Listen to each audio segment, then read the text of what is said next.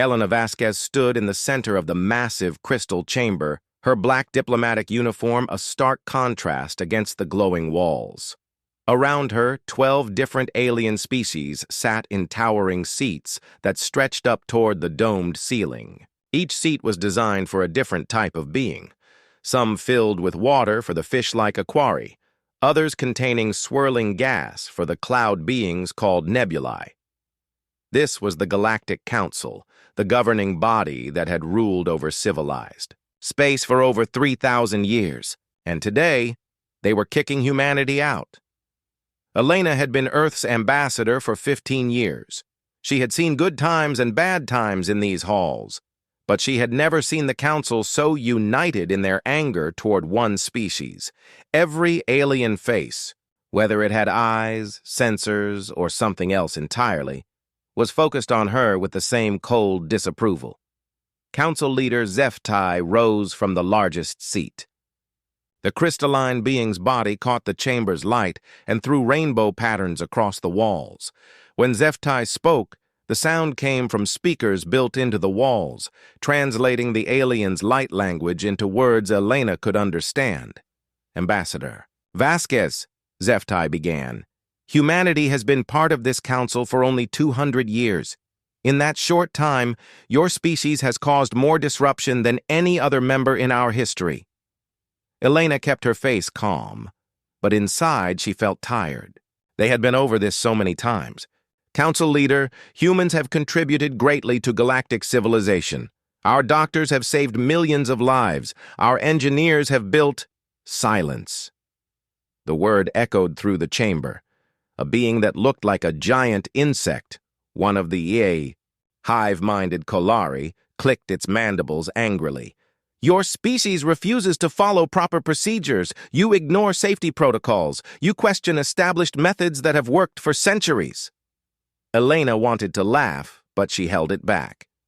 Yes, humans question things. That was how they learned. That was how they grew. But try explaining that to beings who had been doing things the same way since before Earth had developed writing. Another council member spoke up. This one was Dr. Theiss, an amphibian aquarii whose green skin glistened in her water-filled seat. Elena had always respected Theiss.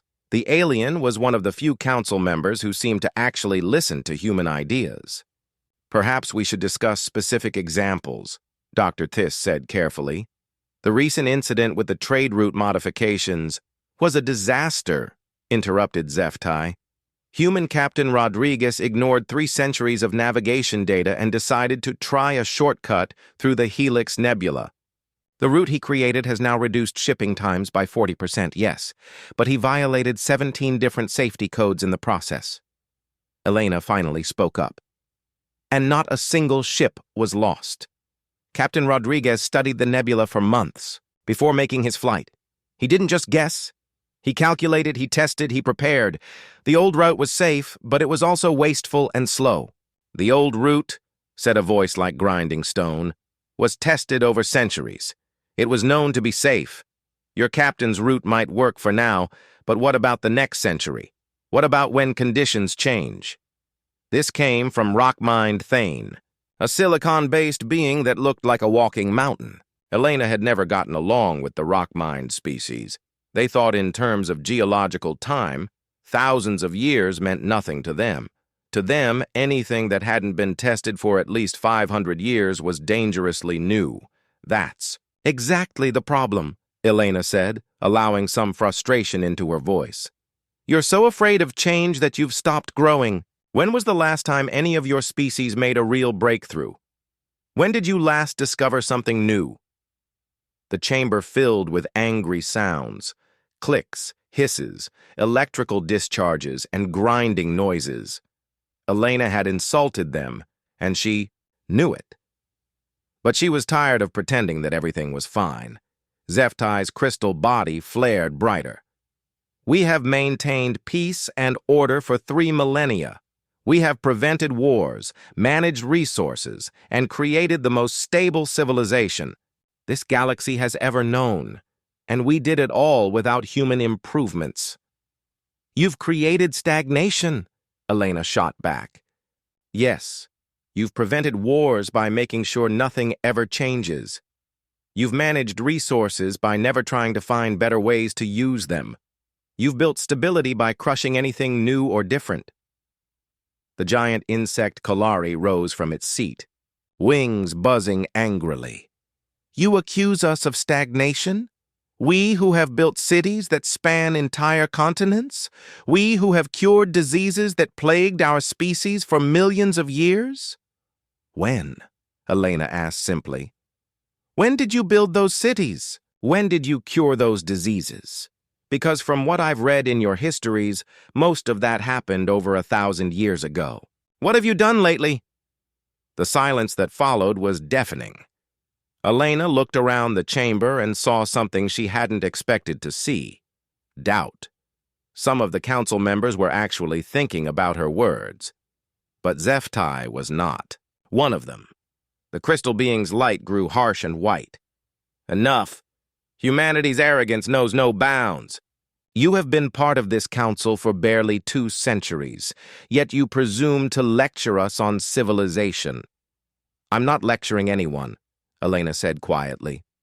I'm trying to understand why you're so afraid of us. Afraid? The word came from multiple council members at once in different languages and tones, but all expressing the same outrage. Elena continued calmly. Yes, afraid. You're afraid that humans might show everyone that there are better ways to do things. You're afraid that other species might start questioning the old methods. You're afraid that your perfect, stable, unchanging galaxy might actually start to grow again. Rockmine Thane's voice rumbled like an avalanche. We are not afraid of humans. We are simply tired of cleaning up after you. Every human innovation creates 10 new problems. Every time you improve something, you break something else. That's how progress works, Elena said. You try something new. You learn from mistakes. You try again. You can't discover anything new without taking risks. And that, said HFY, is why humanity can no longer be part of this council. The words hung in the air like a death sentence. Elena had known this was coming, but hearing it still felt like a punch to the stomach. The council has voted, HFY continued. Humanity will either submit to full oversight and control, accepting council guidance in all matters of technology, exploration, and cultural development, or humanity will remove itself from all council space. Elena took a deep breath. She had hoped it wouldn't come to this, but she had prepared for it. And if we choose oversight, what would that mean exactly? All human research would be supervised by council scientists. All human exploration would follow established protocols. All human colonies would be governed by council law. Humanity would become a managed species, guided by those with greater wisdom and experience. The words were polite, but Elena heard the truth behind them. Humanity would become pets, tame animals that the council could point to as an example of how dangerous species could be civilized. Elena straightened her shoulders and looked around the chamber one more time. She saw some faces that looked sorry. Dr. Tess seemed genuinely sad. But most of the council members looked satisfied, even relieved. In that case, Elena said clearly, humanity chooses to leave. A ripple of satisfaction went through the chamber. They had expected this. They wanted this. However, Elena continued, raising her voice, I want you to remember something. You're not just losing humans today.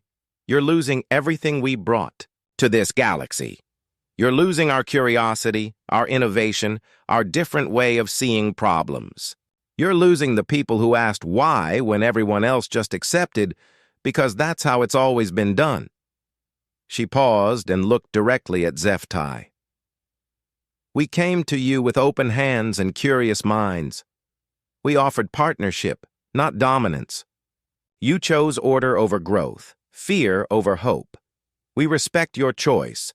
But someday, when your perfect galaxy starts crumbling because it never learned how to change, remember this moment. Remember that you chose this. With that, Elena turned and walked toward the chamber's exit. Behind her, she heard Zephai's final words. Humanity has 6 months to remove all citizens and installations from council space. After that, any human presence will be considered hostile. Elena didn't look back. The age of human participation in galactic civilization was over. But as she walked through the crystal corridors toward her ship, she found herself wondering if the galaxy truly understood what it was giving up. Time would tell. The evacuation began 3 days after Elena returned to Earth with the Council's ultimatum. Across human space, the response was immediate and coordinated in a way that surprised even other humans. Commander Sarah Chen stood on the bridge of the cargo ship Endeavour, watching as New Geneva Station prepared for shutdown. The massive space station had been humanity's biggest research facility, home to over 2 million people and the site of dozens of breakthrough discoveries. Now it was being systematically dismantled piece by piece. "Status report," Chen called out to her communications officer. "All residential sections evacuated. Research labs are being cleared now. Medical facilities will be ready for transport in 6 hours. Lieutenant Torres turned from his console. "Commander, some of the alien researchers are asking to come with us." Chen wasn't surprised. Over the past 2 centuries, humans had worked closely with members of other species. Many had formed genuine friendships, research partnerships, even romantic relationships. The Council's decision was tearing apart more than just political alliances. What's the official response from their governments? Mixed. The Aquari government is allowing their citizens to choose. 300 have requested transfer to human ships. The Kalari hive mind has forbidden any of their people from leaving with us. The Zephyrians... Torres paused, checking his screen. The Zephyrians are threatening to revoke citizenship from any crystal being who goes with humans. Chen shook her head. Even now, some council species were trying to control their people's choices. Send a message to all alien researchers on the station. Anyone who wants to come with us is welcome. We'll make room. As the Endeavour continued its work, Chen watched something remarkable happening throughout human space. The evacuation wasn't chaotic or panicked. Instead, it looked like the most organized migration in galactic history. Every human ship, station, and colony was coordinating perfectly, sharing resources and information in real time. But it was what they were taking with them that would really surprise the galaxy. Dr. Marcus Webb packed the last of his research files into a secure container. As the head of medical research on New Geneva Station, he had worked with over 30 different species during his career. His treatments for quantum flux syndrome had saved thousands of nebulae lives. His research into crystalline diseases had helped the Zephyrians prevent a plague that could have killed millions. Now, he was taking all of that knowledge with him. Dr. Webb. His assistant, a young Aquari named Splishtalk, approached nervously. "I wanted to thank you for everything you've taught me." Webb looked up from his packing. Splishtalk had been his student for 3 years, brilliant and eager to learn. The amphibian's skin had turned the pale green color that indicated sadness. Among the Aquari, "You don't have to thank me, Splishtalk. You earned everything you learned." Webb paused. "The offer still stands. You can come with us." Splishtalk's skin darkened further. "My family. They say I would be betraying our people. That working with humans has already changed me too much." Webb felt a familiar anger rising. He had seen this before. Young aliens whose families and governments viewed human contact as contamination. "Changed you how?" "They say I ask too many questions now, that I don't accept traditional answers anymore. They say I've become too much like a human." Webb almost smiled. "Is that such a bad thing?" "I don't know," Splishtalk admitted. "But I do know I can't stop questioning things, even if I wanted to." That evening, Webb was surprised to find Splishtalk waiting at his quarters with a small bag. "I've decided," the young Aquari said simply. I'd rather be a questioner among humans than a silent follower among my own people. Similar scenes were playing out across human space.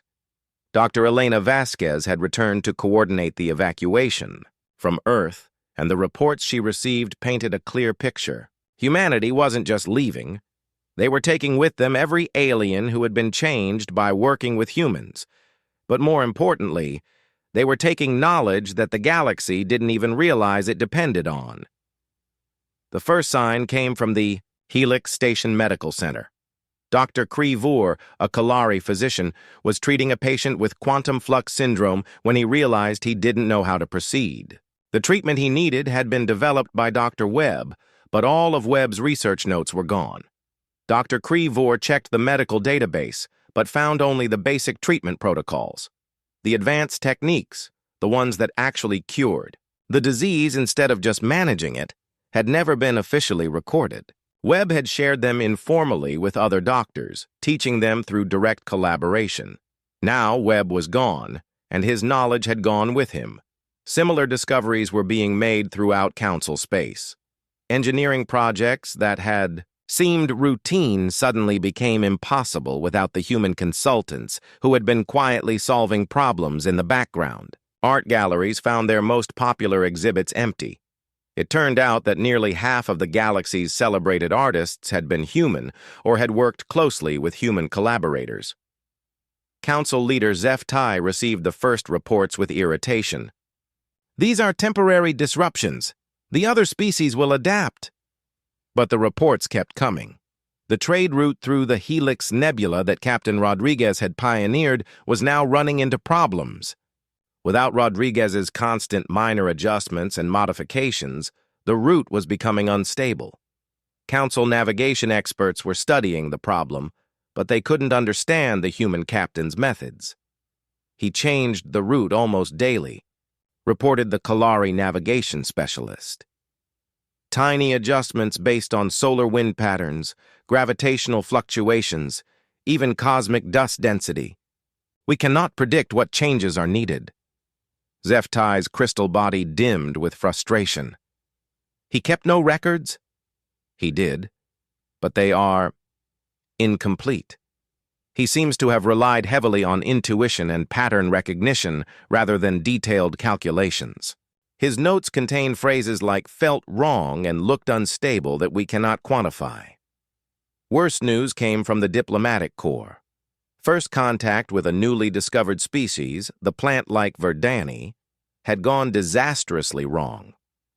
The Council's standard first contact protocols had somehow offended the Verdani so badly that they had declared the entire galaxy hostile and closed their borders. "How did this happen?" HFY demanded of the diplomatic team. "We followed all established procedures," replied the lead diplomat, a crystalline being like HFY. "We approached slowly, broadcast standard greeting frequencies, and offered the traditional gifts of music and mathematics. And the Verdani interpreted our slow approach as predatory stalking.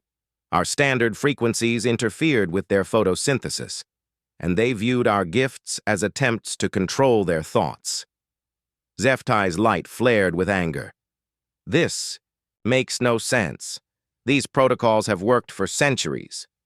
"Yes, Council leader. But," the diplomat hesitated, "in reviewing past first contacts, we discovered that humans were involved in every successful first contact mission of the past. 50 years. They seemed to understand how to communicate with new species in ways that our standard methods could not achieve." The report continued with more disturbing revelations. Human cultural liaisons had been quietly preventing interspecies conflicts for decades.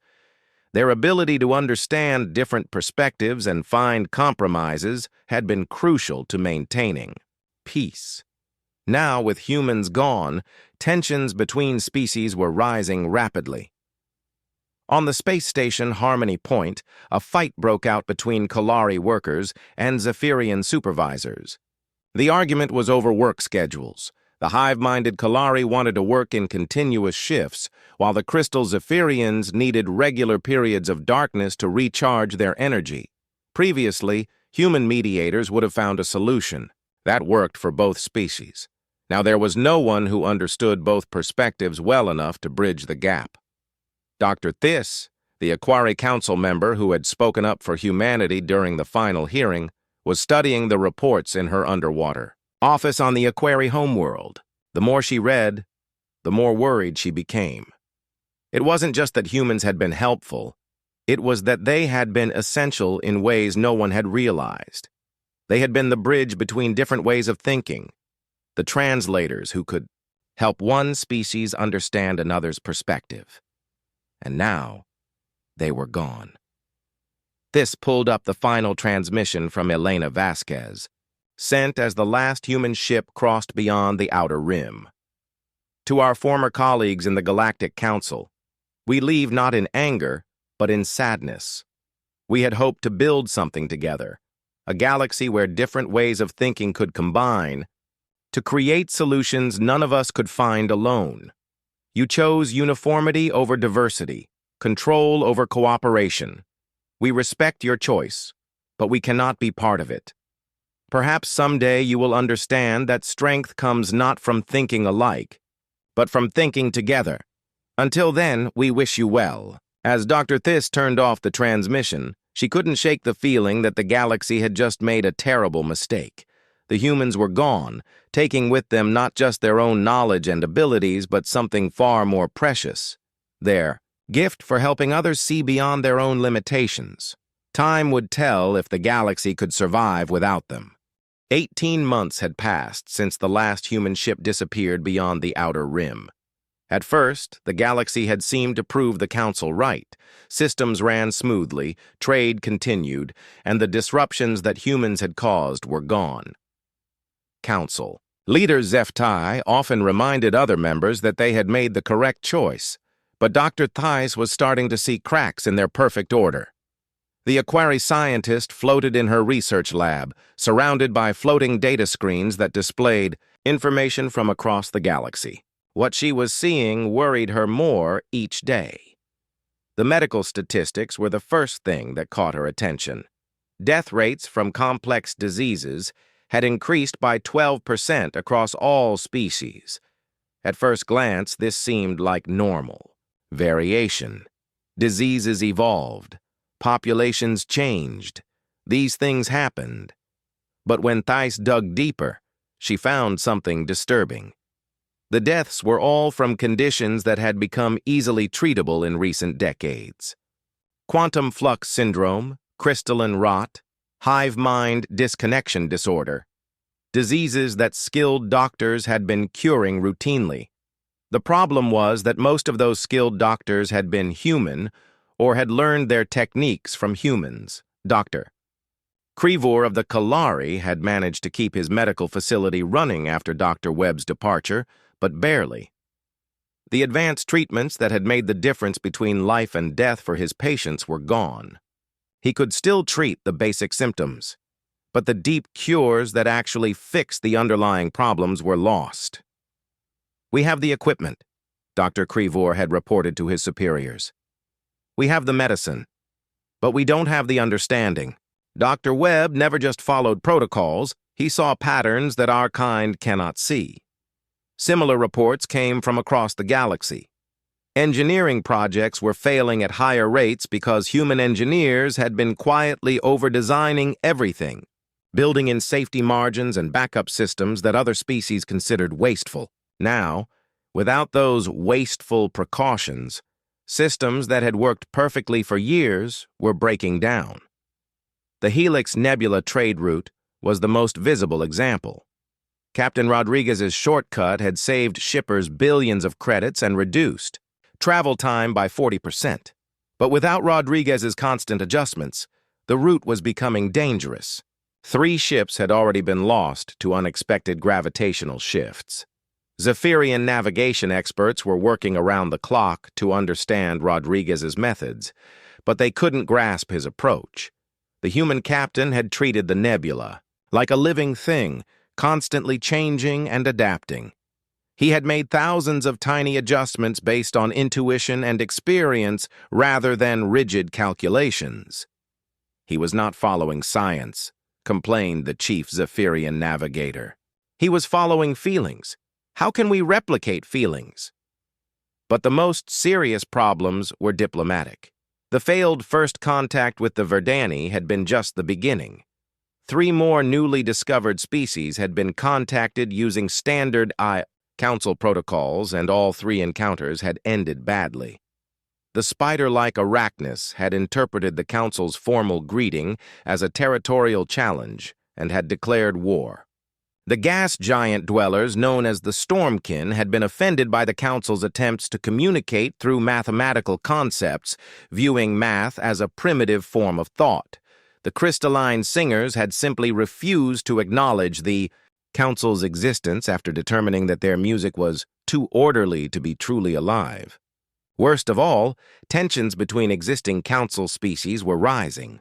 Without human mediators to help different species understand each other, old conflicts were resurging. The Kalari and Zephyrians were arguing over mining rights in ways that threatened to break their centuries-old alliance. The Aquari and the rock beings called Grounders were having disputes over water rights that were becoming increasingly hostile. Dr. Thys had tried to mediate some of these conflicts herself, but she lacked the human ability to see all sides of a problem simultaneously. When she talked to the Kalari, she understood their hive-mind perspective. When she talked to the Zephyrians, she could see their individual crystal being viewpoint. But she couldn't hold both perspectives in her mind at the same time the way humans had seemed to do naturally. The breaking point came during a council session to discuss the growing problems. Zeph-Tai was addressing the assembly, trying to maintain confidence in their decision. "These are temporary adjustments," the crystal being insisted. "Every species goes through transition periods. We will adapt and overcome these challenges." Dr. Thys could not stay quiet any longer. She rose from her water-filled seat, her green skin flushed with emotion. "Council leader, I must respectfully disagree. I have been studying our progress, reports for the past year, and what I have found is deeply concerning." The chamber fell silent. Dr. Thys was known as one of the most careful and conservative council members. If she was speaking out, other members would listen. "Please continue, Dr. Thys," Zeph-Tai said, though the crystal being's light had dimmed with displeasure. Dr. Thys activated her holographic display, showing charts and graphs that filled the center of the chamber. "These are our civilization metrics for the past 5 years. Medical advancement, technological innovation, diplomatic success, interspecies cooperation, cultural development. Every single category shows the same pattern. The graphs were stark and clear. Every metric had been climbing steadily for decades, then had suddenly flattened out 18 months ago before beginning to decline. The decline began exactly when humanity left Council space," Dr. Thys continued. "This is not coincidence." Rockmind Thane's voice rumbled through the chamber like distant thunder. "Correlation is not causation, Dr. Thys. These declines could have many causes." "Could they?" Dr. Thys pulled up another display. "Let me show you something else I discovered. These are humanity's contribution records to galactic civilization. Not official reports, but actual impacts." The new display showed a web of connections spreading throughout the galaxy. Human doctors who had trained alien colleagues. Human engineers who had quietly improved other species' designs. Human diplomats who had prevented conflicts. Human artists who had influenced alien culture. Human scientists who had collaborated on breakthrough discoveries. 47% of all major medical breakthroughs in the past century involved human researchers, Dr. Thys announced. 62% of successful first contacts had human cultural specialists present. 34% of our most celebrated art and music was created by humans or human-alien collaborations. The numbers continued, each one more shocking than the last. Humans had been involved in nearly every significant advancement of recent decades, usually working quietly in the background, uncredited and unnoticed. But most importantly, Dr. Thys continued, 91% of successful interspecies problem-solving involved human mediators. They weren't just contributing to our civilization. They were the glue that held it together. The chamber erupted in angry sounds from multiple species. Some council members were outraged at the suggestion that they needed humans. Others were shocked by the data. A few seemed to be reconsidering everything they thought they knew. Zeftai's crystal body flared brightly as the council leader fought to maintain control. Even if these statistics are accurate, Dr. Thies, they only prove that we had become too dependent on humanity. We are better off learning to solve our own problems. Are we? Dr. Thies challenged. Because looking at these trends, it appears we are not learning to solve problems without humans. We are simply failing to solve them at all. She pulled up one final display, a projection of galactic civilization metrics extending into the future. If current trends continued, the lines showed declining innovation, increasing conflicts between species, and a gradual breakdown of interspecies cooperation. Council Leader, we did not lose a member species when humanity left. We lost our evolutionary pressure. Humans challenged us to think differently, to question our assumptions, to grow. Without that challenge, we are not maintaining our civilization. We are slowly strangling it. The silence that followed was heavy with uncomfortable truths. Doctor, Thace looked around the chamber and saw doubt on faces that had been certain of their decision months before. Finally, a new voice spoke up. It was Harmony Singer, one of the few council members who had argued against humanity's expulsion. Dr. Thies, are you suggesting we made an error? Dr. Thies took a deep breath before answering. I am suggesting that we chose safety over growth, control over innovation, uniformity over strength, and I am afraid that choice may have cost us more than we realized. As the council session ended in uncomfortable silence, Dr. Thies returned to her office with a growing certainty that the galaxy's problems were only beginning.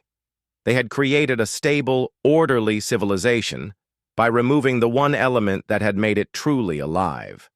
The question now was whether they could survive what they had done to themselves. The Void Plague appeared without warning in the Kepler sector, 3 years after humanity's departure from Council space. Dr. Thies was in her laboratory when the first reports arrived. At first, she thought there was an error in the data transmission. The readings made no sense. Entire sections of space were simply missing. Computer, verify sensor data from the Kepler sector, she commanded. Data verified, the computer responded in its calm voice. 7 star systems have disappeared from sensor range. No energy signatures detected. No debris fields present. Space-time appears to be absent in affected regions. Dr. Thies felt her gills flutter with fear. In all her years as a scientist, she had never encountered anything like this. Space didn't just disappear. Matter and energy could be converted, moved, or destroyed, but the fabric of space-time itself was supposed to be permanent. Within hours, emergency reports were flooding into the council chambers from across the affected region. The phenomenon was spreading, consuming entire star systems and leaving nothing behind, not even empty space, but a complete absence that sensors couldn't penetrate. The council convened an emergency session. For the first time in centuries, every member was present, their usual dignified composure replaced by barely controlled panic. What exactly are we dealing with? Council leader Zeftai demanded of the assembled scientists. Dr. Vorth of the nebulae species flickered nervously as she responded. We have designated it the Void Plague. It appears to be a quantum virus that attacks the structure of space-time itself. Instead of consuming matter or energy, it consumes the fundamental framework that allows matter and energy to exist. How do we stop it? Asked Rockmine Thane, his usually patient voice tight with urgency. We don't know, Dr. Vorth admitted. Our traditional approaches to quarantine and treatment are useless. You cannot quarantine empty space, and you cannot treat something that has ceased to exist. The reports continued throughout the day. each one more dire than the last.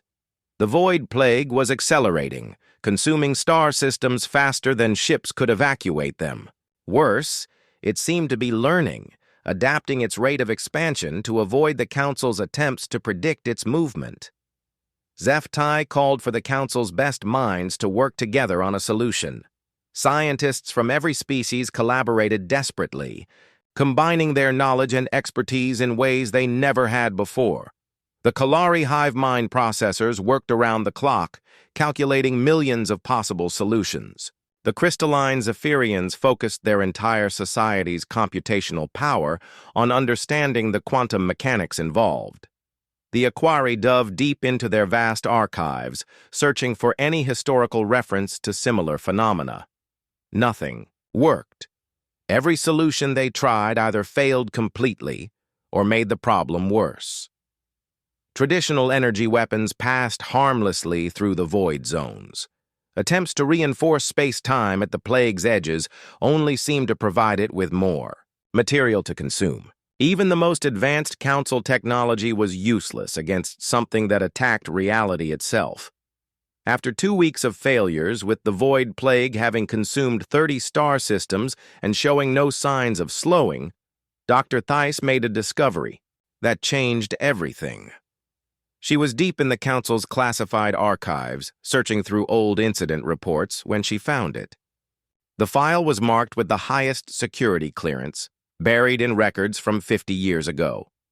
The report described a similar phenomenon that had appeared in a remote region of space controlled by humanity, a quantum virus that consumed space-time, leaving void zones behind.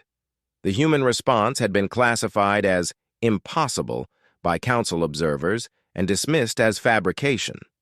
But according to the report, the humans had stopped it. Dr. Theiss read the file 3 times, her disbelief growing. With each reading, the human solution was so unconventional, so contrary to everything the Council knew about physics and biology, that it was no wonder it had been dismissed. The humans had fought the void plague by creating their own version of it, instead of trying. To stop the quantum virus, they had engineered a counter-virus that thrived on chaos and disorder. Where the void plague consumed ordered space-time, the human counter-virus consumed the consumption itself, feeding on the very process of destruction. It was like fighting fire with fire, but on a level of reality that most species couldn't even comprehend. The humans had weaponized their own unpredictability, turning their chaotic nature into a tool that could match and overcome the plague's adaptation. Dr. Theiss rushed to the Council chambers with the file. She found the emergency session, still in progress, with scientists reporting yet another failure to contain the spreading plague. "Council leader," she called out, interrupting the reports. "I have found something critical." HFY's crystal body was dim with exhaustion and stress. "Dr. Theiss, unless you have a solution, we do not have time for theories." "I may have exactly that." Dr. Theiss activated her display and showed the classified file. 50 years ago, humans encountered and defeated a similar phenomenon. The Council dismissed their methods as impossible, but given our current situation, she explained the human approach, watching as the assembled scientists reacted with increasing disbelief. "This is insane," declared Dr. Vorth. "Creating another quantum virus to fight the first one? The risk of making the situation worse is enormous." "The situation is already worse," Dr. Theiss pointed out. "We are losing star systems every day. At current rates, the plague will reach the core worlds within 6 months. Rockmine Thane's voice was heavy with doubt. "Even if the human method worked before, we do not have humans to implement it. Our species think in terms of order and control.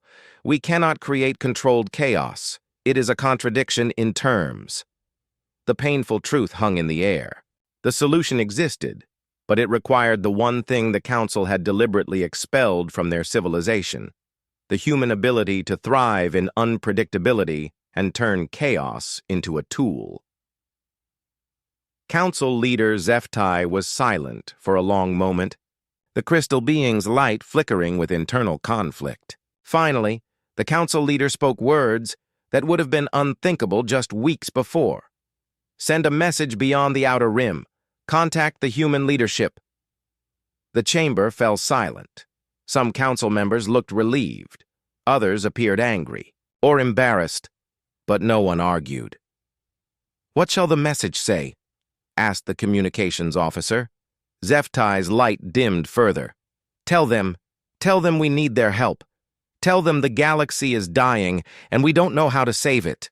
The message was sent on the fastest ship available, racing toward the last known human coordinates beyond the outer rim. But even traveling at maximum hyperspace velocity, it would take weeks to reach human territory, and weeks more for any response to return. The Council could only wait and hope that their message would find humans willing to help the civilization that had rejected them. Meanwhile, the Void Plague continued its relentless expansion, consuming everything in its path. Each day brought reports of more lost systems, more evacuated populations, more empty space where stars and planets had once existed. Dr. Thys spent her time studying the human file, trying to understand their methods well enough to explain them to other species if help arrived. But the more she read, the more she realized how fundamentally different human thinking was from Council species. Where the Council saw problems to be solved through careful analysis and established procedures, humans saw puzzles to be approached from unexpected angles. Where the Council sought to impose order on chaos, humans looked for ways to find patterns within the disorder itself. They hadn't defeated the previous Void Plague through superior technology or greater knowledge.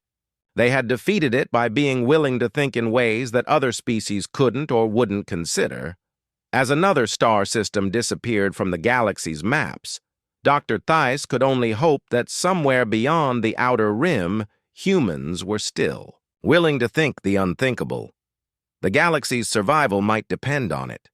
The response came faster than anyone expected. Elena Vasquez had aged in the 3 years since her last appearance before the Council, but her eyes still held the same sharp intelligence that had once challenged the galaxy's most powerful beings. She stood in the Council chambers once again, but this time the circumstances were very different. The chamber itself showed the strain of the crisis. Several seats sat empty. Their occupants' homeworlds had been consumed by the Void Plague. Emergency lighting cast harsh shadows, and the usual ceremonial grandeur had been replaced by desperate efficiency. "Ambassador Vasquez," Council Leader Zeftai began, the crystal being's light noticeably dimmer than it had been years before. "Thank you for coming." Elena's expression was carefully neutral. "I'm no longer an ambassador, Council Leader. That position ended when you expelled humanity from civilized space. I'm here as a representative of the independent human territories." The words stung, but Zeftai pressed on. "Regardless of titles, we need your help. The Void Plague has consumed over 100 star systems. Our best scientists cannot find a solution." "But you believe we can?" Elena asked calmly. Dr. Thys spoke up from her water-filled seat.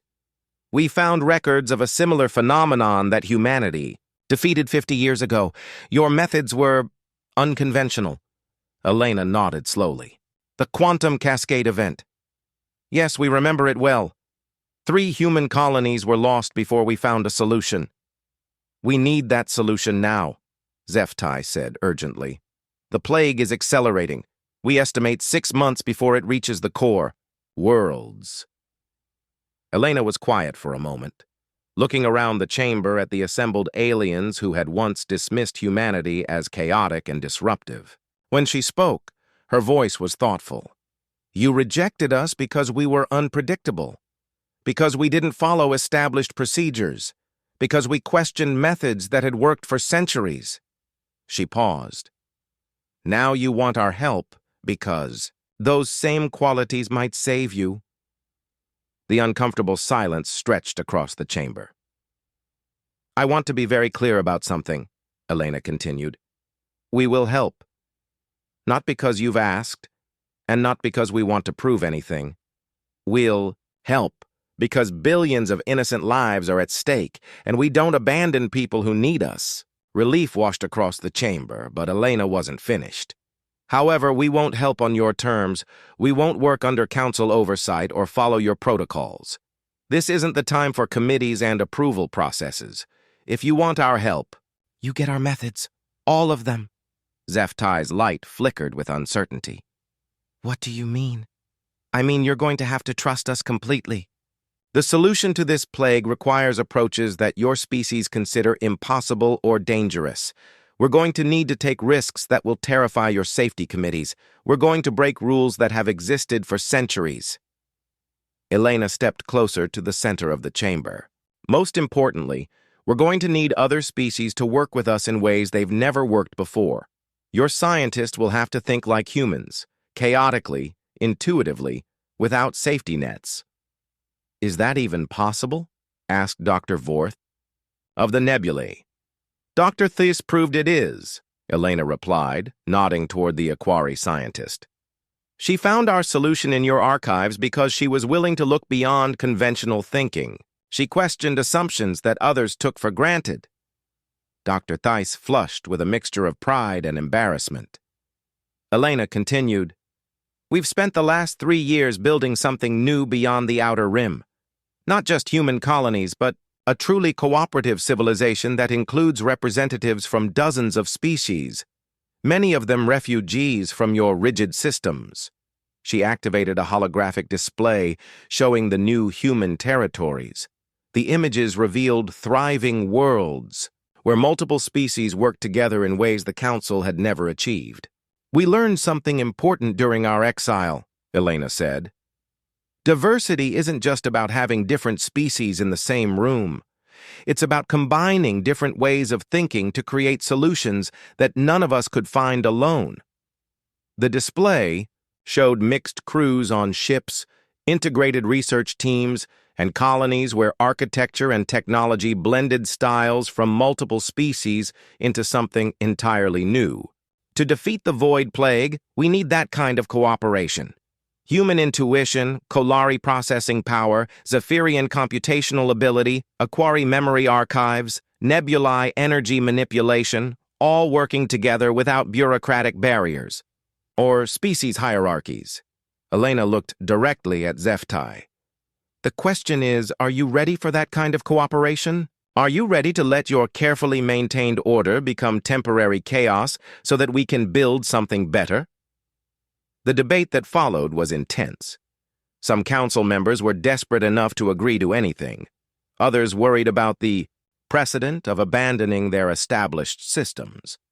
But as reports of more lost star systems continued to arrive, the choice became clear. We agree to your terms, Zeftai finally announced. What do you need? Elena smiled for the first time since entering the chamber. First, I need every species' best scientific minds working together in the same room, not hiding behind diplomatic protocols. Second, I need access to your most advanced manufacturing facilities. Third, I need you to stop thinking of this as a problem to be solved and start thinking of it as a puzzle to be played with. The next weeks were unlike anything the galaxy had ever seen. Human scientists worked alongside alien researchers in ways that broke every diplomatic tradition. Species that had maintained formal distances for centuries found themselves sharing not just data, but ways of thinking. Dr. Marcus Webb returned from human space to work with Dr. Krivor and other alien physicians. But instead of the traditional human-teaching-alien relationship, they created something new. A hybrid approach that combined human intuition with alien systematic thinking. The solution they developed was as unconventional as Elena had promised. Instead of trying to stop the Void Plague directly, they created what they called a reality vaccine, a controlled quantum virus that didn't consume space-time but reinforced it, spreading stability faster than the plague could spread destruction. But the vaccine couldn't be manufactured using traditional methods. It required a kind of controlled chaos in the production process, with constant adjustments and intuitive modifications that drove alien quality control systems crazy. The pattern keeps changing. complained the Kolari production supervisor. "How can we maintain consistency?" "You can't," replied Dr. Sarah Chen, the human engineer overseeing production. "That's the point.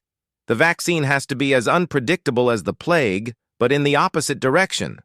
We're not manufacturing a product, we're growing a living solution." The first test was conducted in a remote system where the void plague was just beginning to take hold. The reality vaccine was deployed using modified human ships piloted by mixed crews of humans and aliens working together. The results exceeded everyone's hopes. Not only did the vaccine stop the plague's advance, it began to restore some of the consumed space-time. Empty void zones slowly filled back in with normal space, allowing matter and energy to exist again. But the real victory was what happened to the crews. Aliens who had worked alongside humans during the crisis found they couldn't go back to their old ways of thinking. They had experienced the freedom of questioning assumptions, of trying new approaches, of embracing controlled chaos.